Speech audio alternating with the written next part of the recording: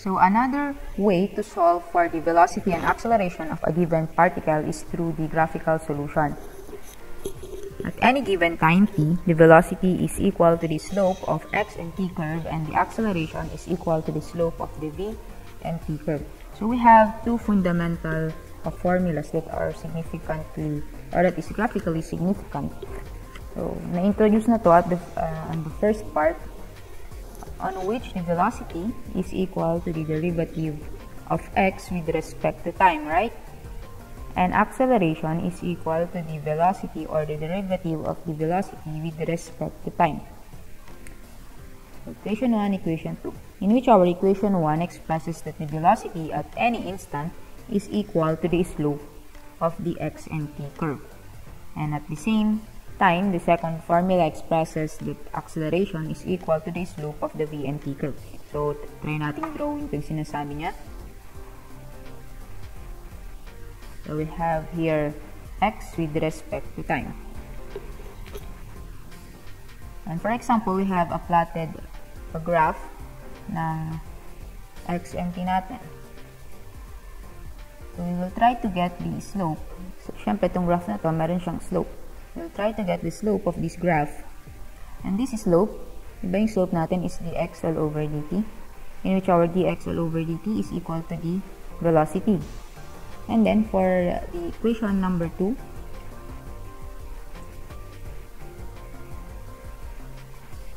so ito yung velocity natin and this is the time.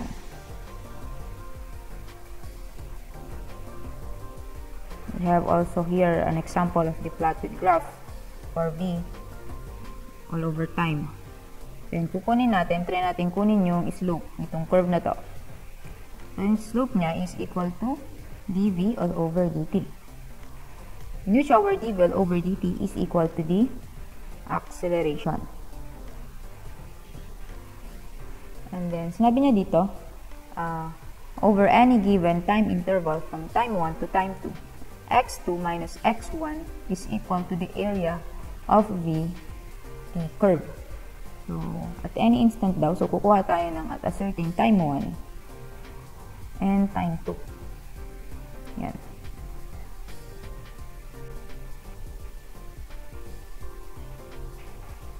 So, to determine the change of position of the particle, difference of x2 minus x1, kukunin lang daw natin yung area under the v and t curve. So, ito yon. So, pag nakuha natin yung area natin, it signifies the distance or the change in distance between point 1 and point 2. And at the same time, we have here the acceleration and time. And we have a plotted graph for acceleration all over time,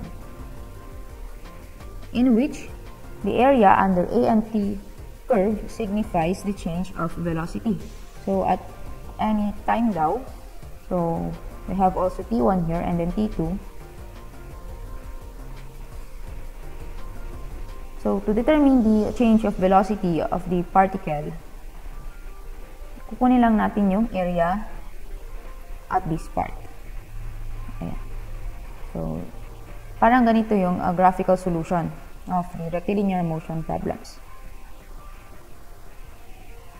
So to further understand, let us have our example.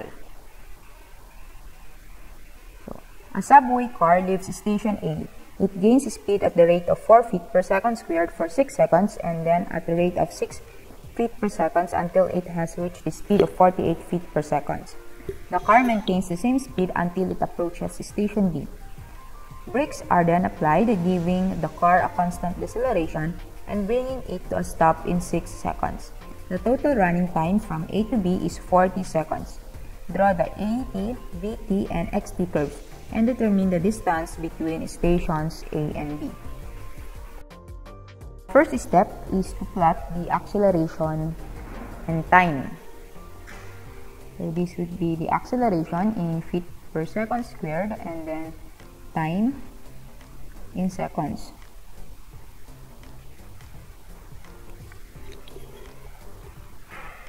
Yeah. So it gains speed at the rate of 4 feet per second per second squared for 6 seconds. So for 6 seconds daw, the acceleration is 4 feet per second squared. So from time 0 to time 6 seconds, the acceleration is 4 feet per second squared.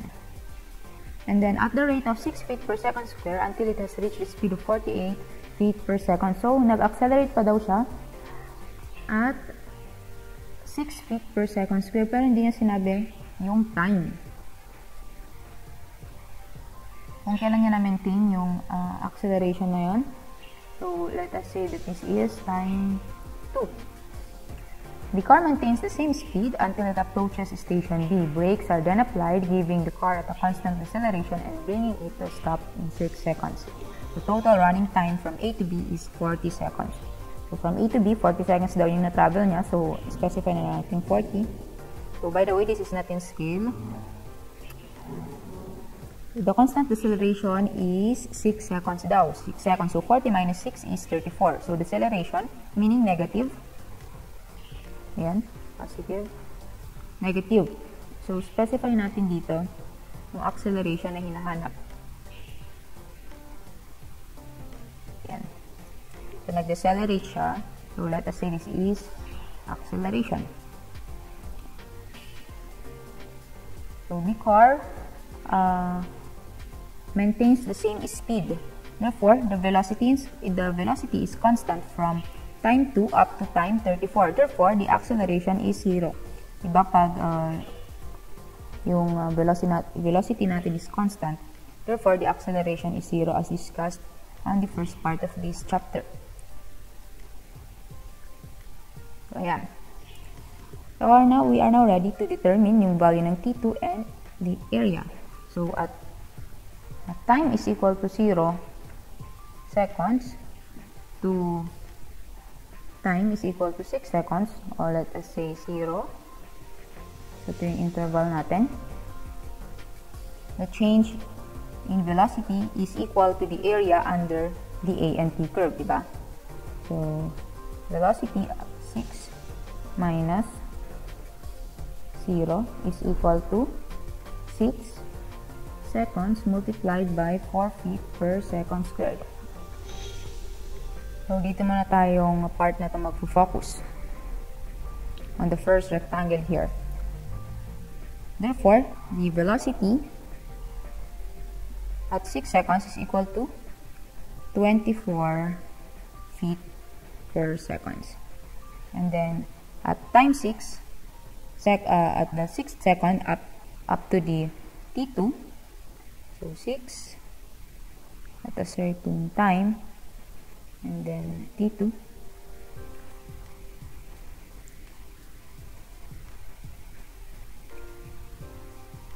So V2 minus V6.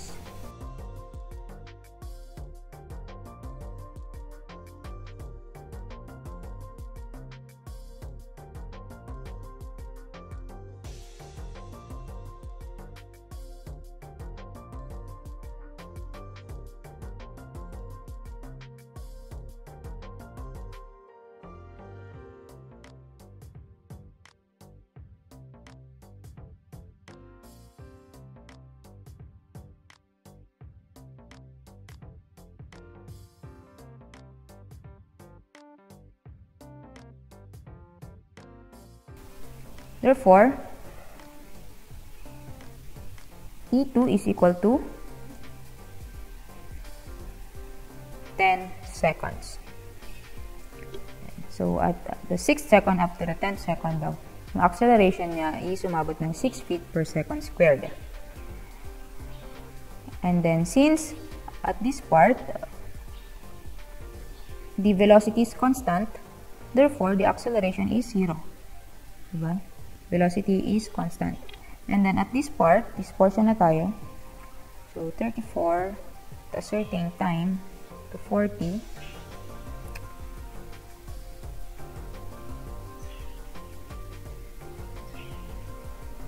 So, let's say V40 minus V34 is equal to acceleration time. And our velocity at 40 seconds is equal to 0 because it suddenly stops. So, nakita nyo dito, bringing it to a stop, di ba? Pag nag-stop yung isang particle, meaning the velocity is equal to 0. Therefore, 0. Yan. And then, at 34 seconds, the acceleration is constant. Yung sinabi niya dito. Or the velocity is constant. Sorry, the velocity is constant. Therefore, yung velocity from time 2 up to time 34 is parehas lang. Which is 48 feet per second. So, 48 feet per second. And then, yung acceleration, which is missing, and the time is 6 seconds. Tama? Therefore, the acceleration is equal to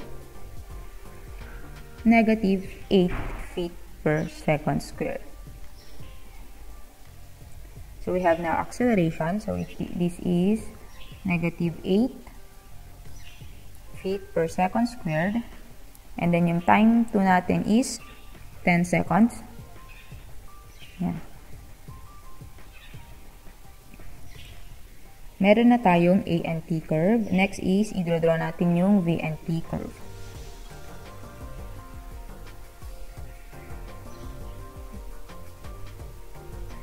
And the next is to plot the velocity and time curve. So, na-plot ko na kanina.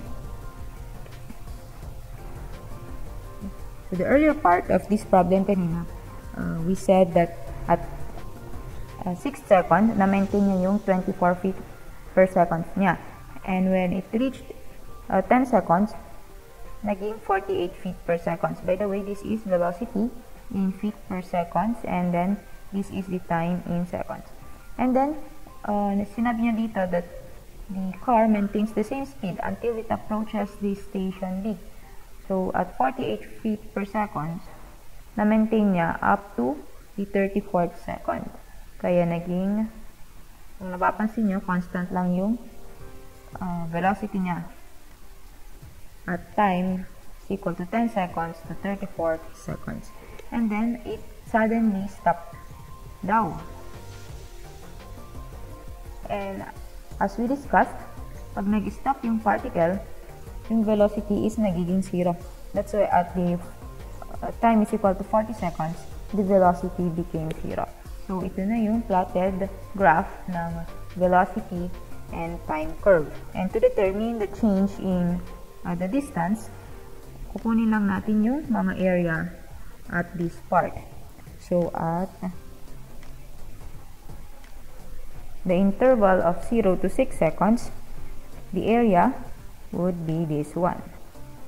So, let's say x 6 seconds minus x 0 is equal to 1/2 of 6 feet per second multiplied by 24. So, it is equal to 72 feet. So, meaning, at time is equal to 6 seconds or 0 to time, time is equal to 0 to 6 seconds, ang na-travel na is 72 feet. And at the interval of 6 seconds to 10 seconds, dito na tayong part na to. So, let's say x10 minus x6 is equal to, the area is 1/2 of 10 minus 6, so 4, multiplied by 24 plus 48. So, it is equal to, so it is equal to 144 feet. 144 feet yung na-travel niya at 6 to 10 seconds. And at the interval of 10 seconds to 34 seconds, so x34 minus x10 is equal to, the area is just 34 minus 10, so 24 multiplied by 48. So it is equal to 1,152 feet. And at the last part, at 34 seconds papuntang 40 seconds, so x40 minus x34 is equal to 1/2 of 40 minus 34 is 6 multiplied by 48. So it's equal to 144 feet. Yeah. Ang ang tinatanong niya dito is determine the distance between stations A and B. So, if i-drawing natin stations A and B, so this is station A, this is station B.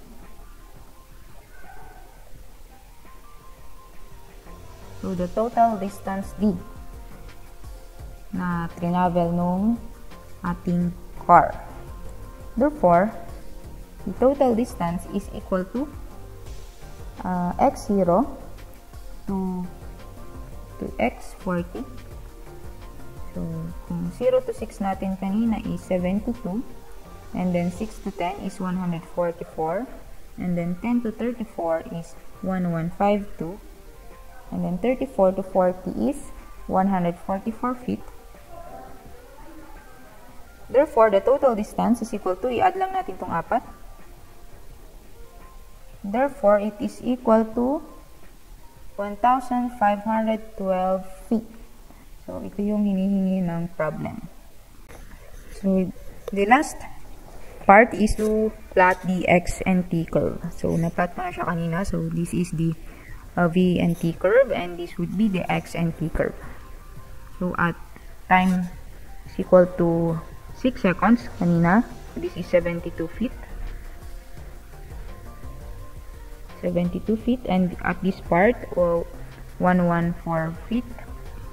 In this part is 1,152, and the highest is 1,512 feet. So, ma'am, bakit po curve ang part na to? And at this part, because kung magbe-base tayo at this graph is a 2-degree curve. So, gagawin natin, or this is a 1-degree curve. So, yung susunod, which is the x and t curve, would be an arc of parabola, which is a 2-degree curve. So, ito rin is a 1-degree curve. So, 2-degree curve din to. So, although hindi naman siya ganun ka-visible, but this should be in curve. And at this part, since this is a 0-degree curve, magiging 1-degree curve connecting from 10 to 34. So, magiging 1-degree curve to. And then, at this part, since this is a 1-degree curve, magiging 2-degree curve at this part. So, matatakal natin on the next chapters on how we derive on the degrees of the curve. So, next part is the curvilinear motion of particles. So, when a particle moves along a curve other than straight line, we say that the particle is in a curvilinear motion. So, magdodrawing ako dito ng x and y, z. And I will choose a fixed reference point O. For example, we have here a particle P. So, the vector joining the origin to the particle is denoted as our vector R. And at a certain time, yung particle natin is moving continuously at the curvilinear path. So, let's say this is P prime. Therefore, the vector connecting the origin to the particle at a certain time is denoted as our R prime. Therefore, the straight line connecting the P prime and the P is denoted as our delta R. And mapapansin nyo, we have here a arc joining P and P prime, and it is denoted as our delta S. And at this part, mayroong slope yan, on which the delta R is moving with respect to time. And if you're familiar with this formula, the R is just the distance, diba? The distance between the P and the P prime. So, ito yung slope na magiging value ng our velocity. So, if we take the limit of delta R over delta T, when our delta T is equal to 0, or when our delta T is approaching 0, taking the derivative of this vector function, we will arrive into V is equal to dr all over dt. And at the same instant, we take the limit of our delta S with respect to delta T. as the time approaches 0. Kaya nagiging ds all over dt, on which our acceleration is just equal to the derivative of the velocity with respect to time. Kaya na-derive itong tatlong formula na to. So, our velocity is equal to the derivative of x with respect to time. Also, our velocity is equal to the arc, or the s, between the 2 points with respect to time, and acceleration is equal to the derivative of the velocity with respect to our time. So, para mas maintindihan natin, let's proceed to our first example. So, I will draw this situation. So, we have a cliff, and assume natin that this is the origin. And 150 meter daw yung cliff natin. And a projectile is being fired at 30 degrees from the horizontal. So, assume natin this is the projectile that will be fired with a velocity of 180 meter per second. The initial velocity is 180 meter per second. So, assume natin yung path or yung motion ng projectile. So, parang ganito. So, ayan. So, this would be the final position of the projectile.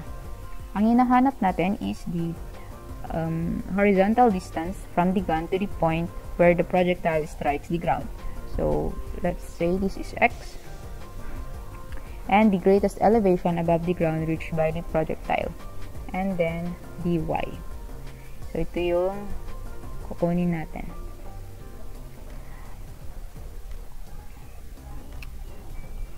And our velocity has horizontal and vertical components, which I denote this as v0x and initial velocity vertical component.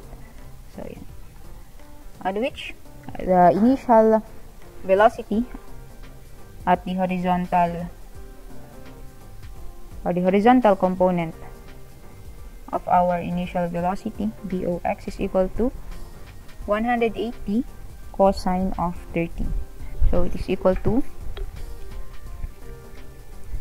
155.88 meter per second, and then yung vertical component niya 180 sine of 30 degrees. So, it is equal to 90 meter per second. So, unahin natin is the vertical motion. So, we have three equations na na-introduce sa inyo last meeting, on which the final velocity is equal to the initial velocity plus the acceleration multiplied by time, and then another one is Vy squared is equal to Voy squared plus 2Ay, and then our y is equal to Voy t plus 1/2 acceleration multiplied by time squared. So, we have equation 1, 2, and 3. So, for our equation 1, substitute lang tayo. Vy is equal to the initial velocity vertical component, which is 90, plus acceleration natin pataas. So, acceleration is due to gravity, so which is negative 9.81 meter per second squared multiplied by t.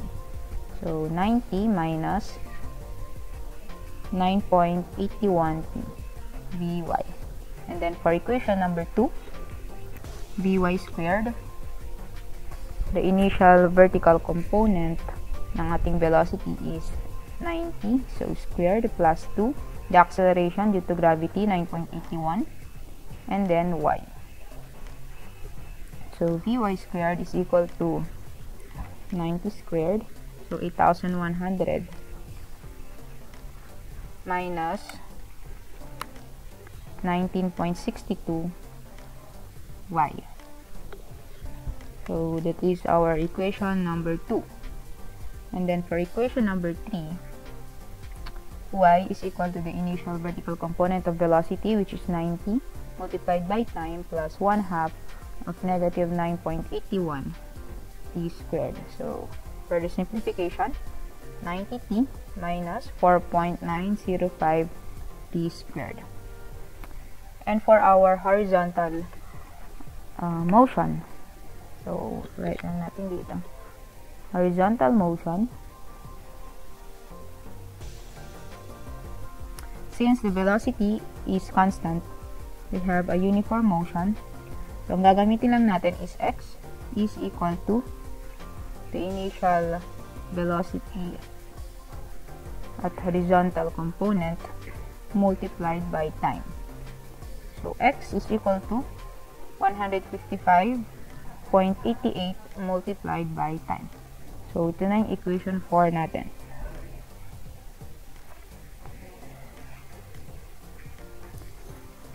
So we have now equation 1, 2, 3, and 4. So at y is equal to negative 150 meters, meaning the projectile already touches the ground. So at y is equal to 150 meters. Kailan daw nangyari yan? So at what time? So using equation 3, so y is equal to negative 150. So palitan lang natin.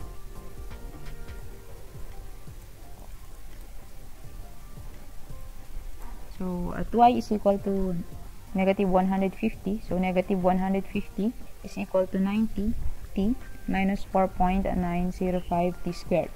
Therefore, our t is equal to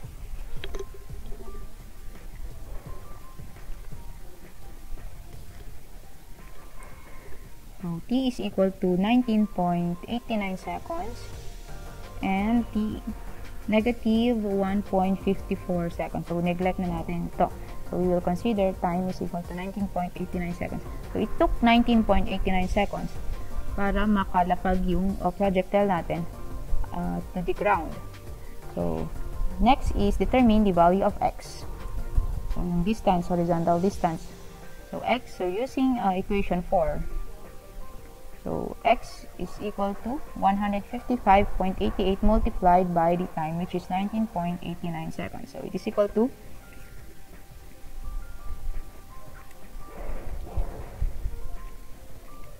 So it is equal to 3,100.5 meters. So this is the horizontal distance from the gun to the point where the projectile strikes the ground.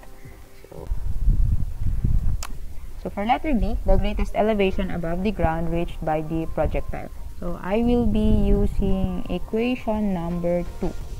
And as I have said on the earlier part of this discussion, if the particle reached the maximum elevation, time na niya para bumaba. So if there is a sudden change in direction, the velocity becomes 0. Tama? So for example, a projectile is being fired upward. So diba, at this time, the velocity becomes 0 because there is now a change in direction. So yun yung tandaan niya, that if there is a sudden change in direction, the velocity becomes 0.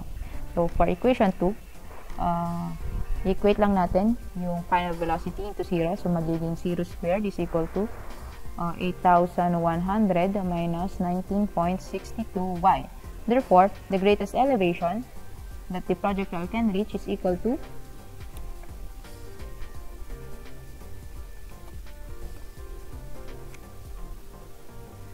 it is equal to 412.85. Pero hindi pa dyan natatapos because yung 412.85 na tinatanong niya at this part is just ito lang yung 412.85, on which kung saan nagsimula yung projectile natin up to the highest or the greatest elevation, which is 412.85. Therefore, the total elevation is 412.85. So let us say, denote ko lang ito as YT, the total elevation. So YT is equal to 412.85 plus 150 meters. So it is equal to 150. So it is equal to 562.85 meters. So that is the greatest elevation above the ground reached by the projectile. So for example number 2, a projectile is fired with an initial velocity of 800 feet per second at a target B located 2,000 feet above the gun A and at horizontal distance of 12,000 feet. Neglecting air resistance, determine the value of the firing angle alpha.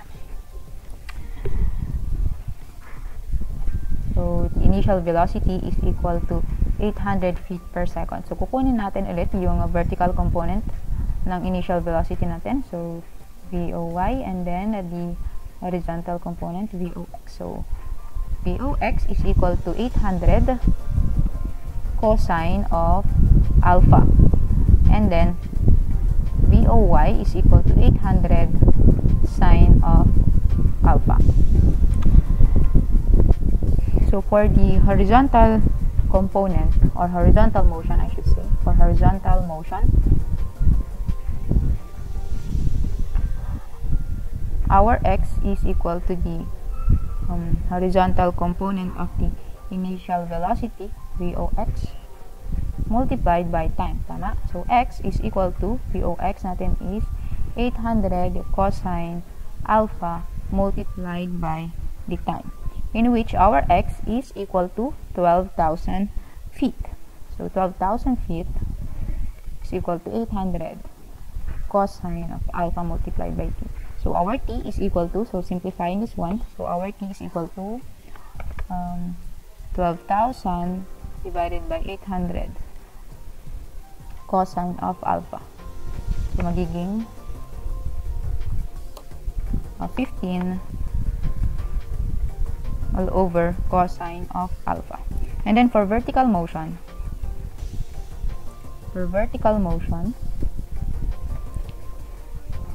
that the initial velocity or the vertical component of the initial velocity, VOY, multiplied by t plus 1/2 of at squared. Oh, sorry, by the way, this is the y component. So, our y component is, or our y distance, sorry, the distance y. So, 2,000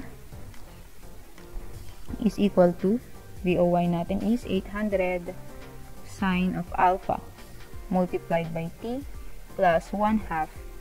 Yung acceleration natin is negative 32.2 feet per second squared for English system.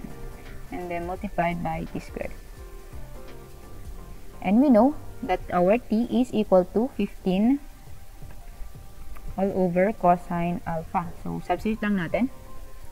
So, 2,000 is equal to 800 sine alpha.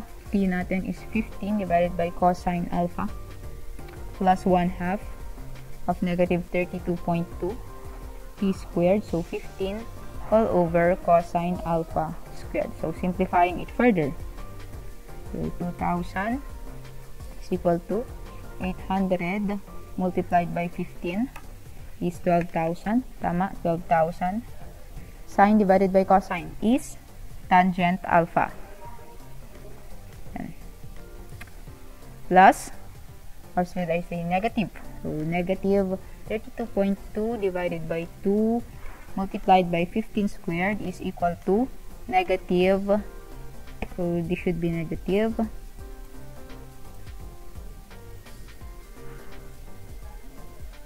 so again, 1/2 of negative 32.2 multiplied by 15 squared is equal to negative 3,622.5 divided by cosine squared of alpha. And with your trigonometric identities, we know that 1 all over cosine squared alpha is equal to secant squared alpha. Tama? In which secant squared alpha is equal to another identity, 1 plus tangent squared alpha. Tama? So, these are our identities. So, i-substitute natin on our equation. So, 2,000 is equal to 12,000 tangent alpha minus, so, substitute natin, magiging 3622.5 multiplied by 1 plus tangent squared alpha.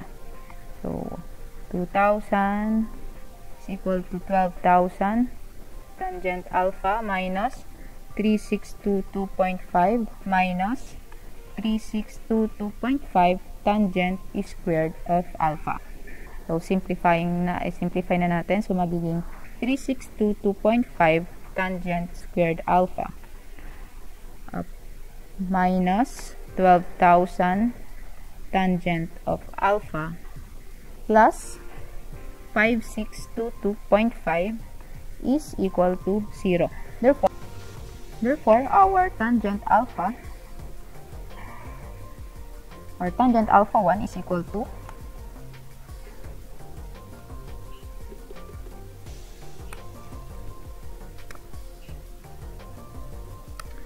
so it is equal to 2.75, and our tangent alpha 2 is equal to 0.56. So, rewrite lang natin dito. Tangent alpha 1 is 2.75 and tangent alpha 2 is equal to 0.56. Therefore, our alpha 1, so shift tangent of 2.75, so it is equal to 70.02 degrees, and then alpha 2 is equal to shift tangent of 0.5, so it is equal to 26.57 degrees. So this would be the values of our alpha, meaning we have two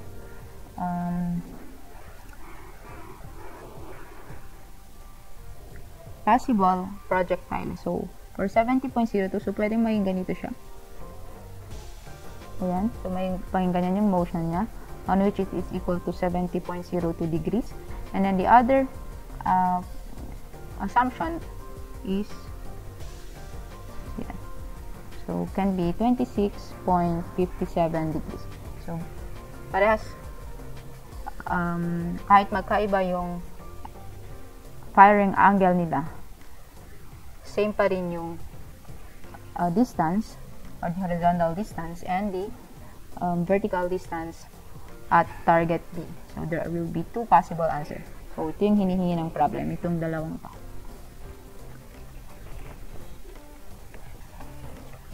So next is the rectangular components of velocity and acceleration. So yan, magdodrawing ako ulit ng space ng x, y, and z with a certain particle P. And diba, yung line na nagkoconnect ng origin to our particle is denoted as our R, or our position vector R. So our P has a coordinate on which xi plus yj plus zk. And if we take the first derivative of our position vector, magkakaroon tayo ng velocity formula on which the first derivative of x plus y plus z, and if we take the second derivative of our vector position r, magkakaroon tayo ng equation for acceleration, in which the scalar components of the velocity and acceleration are of this follows. So at x direction, yung velocity niya is the first derivative of our vector position, so this is x, and by is equal to the first derivative. Ayan.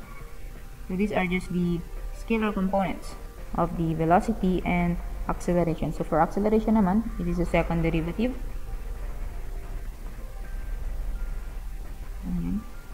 And then for AZ, theta. So these are the scalar components of the velocity and the acceleration. So next is the relative motion of two particles. So we have a particle A and B moving in a space. So idodrawing ko lang. So this is X, Y, and Z. And we have two particles A and B.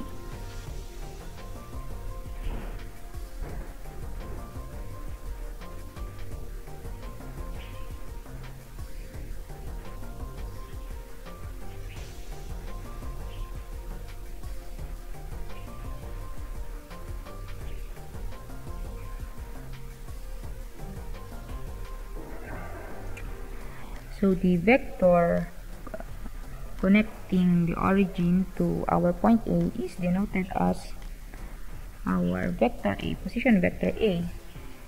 And then the vector connecting the point B to the origin is denoted as our vector B or RB.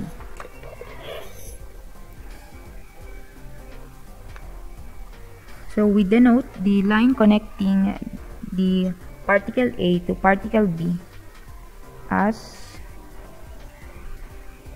the relative position vector of B with respect to A.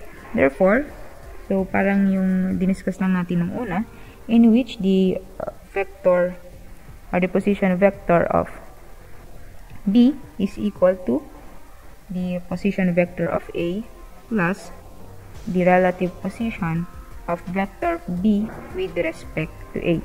So, ito yung formula 1 natin. And then, if we want to get the relative velocity of B,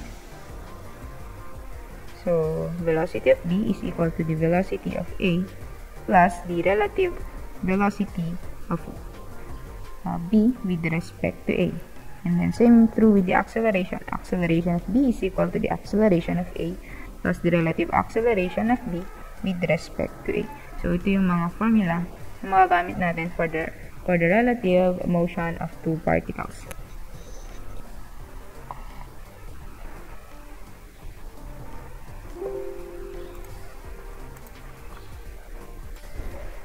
Next one is the tangential and the normal components. So, I will draw again X and Y plane. And then we have a particle that is traveling along a path. So we have a path here, and then a particle that is traveling along this curve. And this path has a center of curvature. So i-denote natin to as C is the center of the curvature. And at a certain time, we can create a line that is tangent to the curve. And we can denote this as the unit vector ET. That is tangent to the curve. And at the same time, we can create a line that is normal to the curve and is directing toward the center of the curvature. And this can be denoted as the unit vector EN. And since the velocity of the particle is equal to the tangent to the path, it can be expressed as the product of the scalar V multiplied by the unit vector ET. And to obtain the acceleration of this particle, we differentiate this formula with respect to t. So acceleration is equal to dv all over dt. So let us differentiate this one.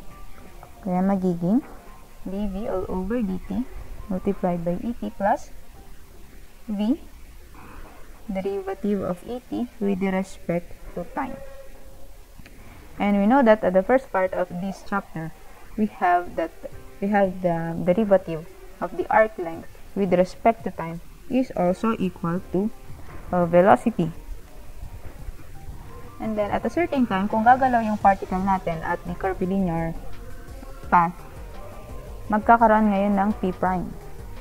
And then, so if I'll try to connect this one, magkakaroon ngayon ng change in angular component. Tama? Meron itong angle. So we can note as change in angular component. And then at the same time, magkakaroon ngayon ng arc length between point A to point B. So we can denote this as delta S. And from our elementary calculus, we have the derivative of theta with respect to the arc length is equal to 1 divided by rho, in which our rho is the radius of curvature of the path. So rho is the radius of curvature of the path. So we have now these formulas. Therefore, if we substitute, we have now the derivative of the unit vector et with respect to time is equal to velocity divided by the radius of curvature multiplied by the unit vector en. So kung i-substitute natin at this part, magiging acceleration is equal to dv all over dt unit vector et plus the derivative of the unit vector t with respect to time is equal to v divided by rho multiplied by en multiplied by v. So simplifying, dv all over dt v squared divided by rho multiplied by en. Therefore, our scalar component now for acceleration is equal to v squared divided by rho multiplied by en. And for the scalar component that is tangent to the curve, which is at, is equal to dv divided by dt, and the scalar component of the acceleration that is normal to the curve an is equal to v squared divided by rho, the radius of curvature. So this would be the formulas that we will use in computing for the tangential and normal components of the particles along path.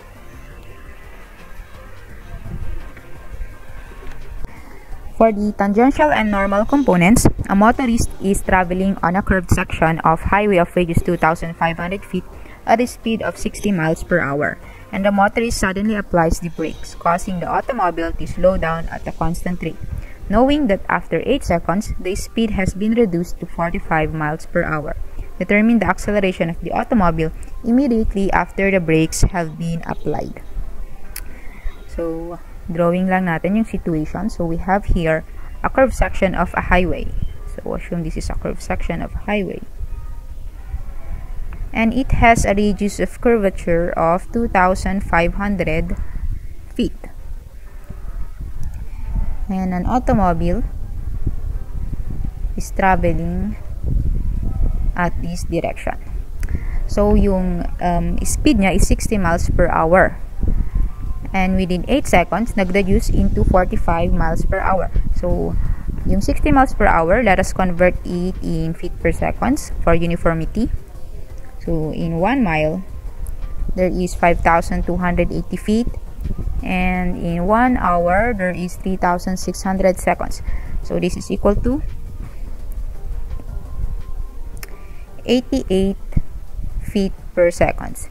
And yung 45 miles per hour natin is equal to 66 feet per second. So, ayan. So, for the tangential component of the acceleration, so sa tangential component muna tayo. Tangential component of acceleration. So, it is equal to the change in velocity divided by the change in time. Since the automobile slows down at a constant rate, so is equal to V2 minus V1 is equal to T2 minus T1. Yung V2 natin is 45 miles per hour or 66 feet per second. And then our initial velocity is 88 feet per second.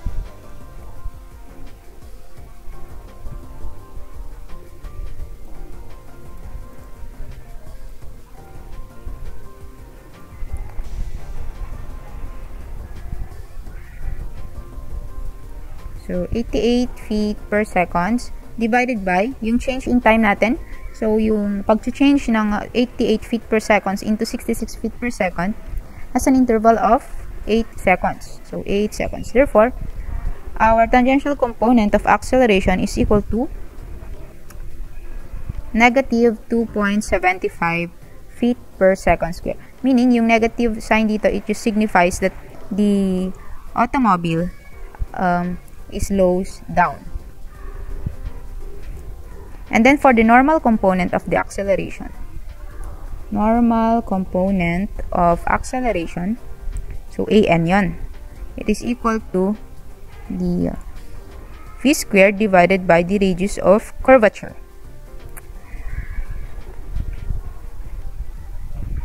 So after the brakes applied, the speed is still 88 feet per seconds pa rin naman. So it is equal to 88 squared divided by the radius of curvature, which is 2,500 feet. Therefore, an is equal to 3.1 feet per second squared. Feet per second squared. So, draw lang natin yung diagram. So, this is the curve, for example. And then, ito yung particle. So, if I will draw a tangent to the line, so this is AT. And then, this is AN. So, let us assume na yung acceleration niya is at this part. So, A. So, our AT is equal to 2.75 feet per second squared. AN is 3.1 feet per second squared. So, yung motion is papunta doon, diba? So, this would be our, let's say, alpha. So, our tangent alpha is equal to AN all over AT. Tama? So, AN, this is AN, and this is AT. So, tangent alpha, opposite, all over adjacent. So, AN, tangent alpha, AN is 3.1, and our AT is 2.75. Therefore, our alpha is equal to, so shift tangent of 3.1 divided by 2.75 is equal to 48.4 degrees. 48.4 degrees. And then, the component of our acceleration now is equal to, so A is equal to AN sine of, or AN divided by sine of alpha. Tama? So, A is equal to AN divided by sine of alpha. So, A is equal to 3.1 divided by sine of 48.4 degrees. So, our acceleration now is equal to divided by sine of 48.4. So, our acceleration now is equal to 4.14 feet per second square. So, this would be the final answer. For the next example, an outer track is 125 meters in diameter. A runner increases her speed at a constant rate from 4 to 7 meters per second over a distance of 30 meters. Determine the total acceleration of the runner 2 seconds after she begins to increase her speed. So we have an outdoor track that is 125 meters in diameter. So this one, diameter is 125 meters. Therefore, the radius is equal to 62.5. So, the initial velocity is 4 meters per second. And then, her second velocity is 7 meters per second.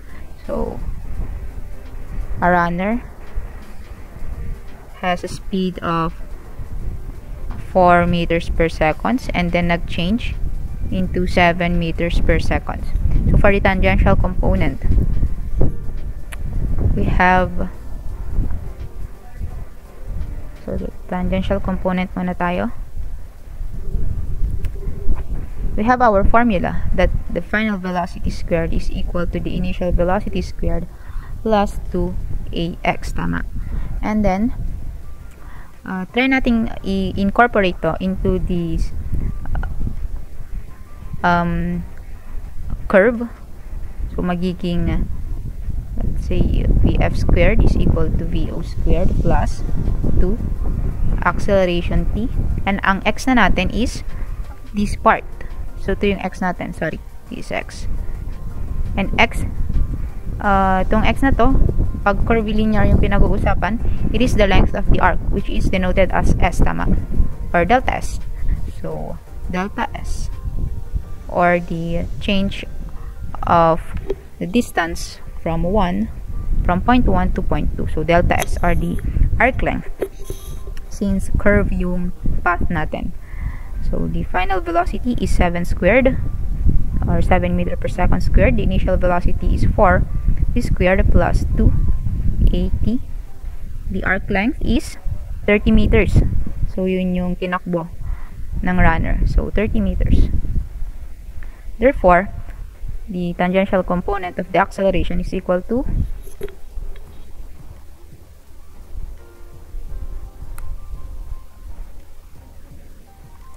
it is equal to 0.55 meter per second squared. 0.55 meter per second squared. And also, we have a formula of final velocity is equal to the initial velocity plus AT. So, kukunin natin yung velocity niya at 2 seconds after she begins to increase her speed. So, her velocity after 7 meter per second. So, let's say V7. Yes, VF is equal to initial velocity niya is 4 plus the acceleration is 0.55 multiplied by 2 seconds after. So, yung sinabi niya 2 seconds after. So, our VF now is equal to 5.1 meter per second. So, ito na yung velocity niya 2 seconds after reaching 7 meter per second. So, mali. So, signify natin this as V2. Para ito yung magiging final velocity niya. So, again, the initial velocity is 4 meters per second. And then, after 30 meters, nag-change into 7 meter per second. And then, after 2 seconds, she begins to increase her speed at 5.1 meter per second. Next is the normal component. Normal component of the acceleration. So, an is equal to v squared all over the radius of curvature. So, our velocity now is 5.1 meter per second squared divided by the radius of curvature is 62.5. Therefore, our normal component is equal to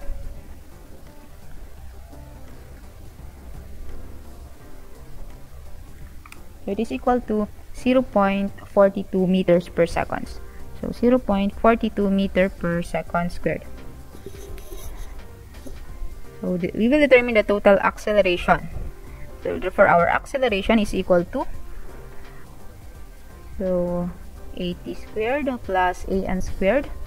So, A is equal to the square root of 0.55 squared plus 0.42 squared. So, our acceleration is equal to